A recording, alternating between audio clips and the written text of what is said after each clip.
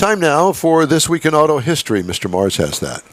This week, we found a few things that are pretty interesting. September the 1st, 1923.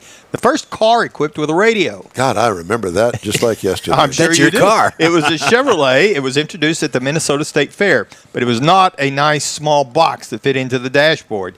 It needed a lot of room. The antenna literally covered the roof. And don't forget about the tubes. Yes, they had yeah. the test tubes that were in there. Not test tubes. Not the test tubes. No, they're just actual tubes, vacuum tubes. Vacuum tubes. You're thinking of the 7-Eleven store that you used to go to. in and plug them in Yes, and test them. Yeah, right. yeah. Or that meth lab. The speakers were so big they had to be attached to the back of the seats, and the batteries to power the setup would barely fit underneath the seat.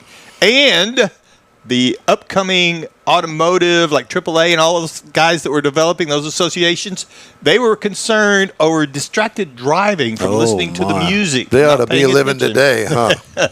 That's what I thought. All right, September the 2nd, the National Corvette Museum opens to the public this day in Bowling Green, Kentucky. That's a very interesting Corvette did I miss that you've something, got Mike? there. Oh, that's the antenna on top of the car. Oh, that was the antenna. I got you. There you go. Yeah, there's the museum.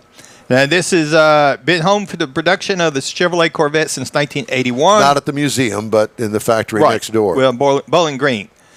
Collection of all the sports cars includes a display of the catastrophic sinkhole, and it swallowed 8 of the museum's prized cars. The National Corvette Museum that we talked about last week, their caravan, happens every 5 years as part of the anniversary celebration where thousands of Corvettes show up to celebrate in the Corvette. September the 3rd, 1964, the first Ford Mustang Convertible rolled off the assembly line. Now, to decrease the development cost of the Mustang, they used the chassis and suspension and drivetrain from the Ford Falcon and the Fairlane. They did all this to cut down on cost because of the Falcon frame and the welded box section side rails. Now, although the hardtop Mustangs accounted for the highest sales, durability programs with the new frame led to the engineering of convertibles first to ensure there was adequate stiffness in the car. They did not know they built the convertible first. September the 5th, 1960. The Land Rover Series 1 made the U.S. debut. The Land Rover was conceived by the Rover Company in 1947 during the aftermath of World War II. Before the war, Rover produced luxury cars. Of course, after the war, those were not in demand, and raw materials were strictly rationed to companies building construction or industrial equipment or products that could be exported to earn foreign exchange. So Rover's original factory had also been bombed, so it didn't even exist. This was launched at the Amsterdam Motor Show. It was designed for farm and light industrial use with a steel box section chassis and an aluminum body due to steel shortages. Now, if you look at that car, it looks a whole lot like something else, like a Jeep. They did that intentionally because they came home from the war. They needed something that was cheap and easy to build, flat panels, no wavy designs or anything, but just nice, flat, easy. They stole the design from the Bantam Motor Company. Yes, they did. Queen of England. And it worked. Drove one. Yeah, she loved hers. Yeah, she loved hers. But back And we love the back to the Corvettes. Mustang story. I watched yesterday a very interesting Jay Leno's Garage, and Bill Ford, yes, Ford Motor Company, Bill Ford, brought Jay the original, real honest-to-God pace car for the Indy 500 in 1964, the Mustang.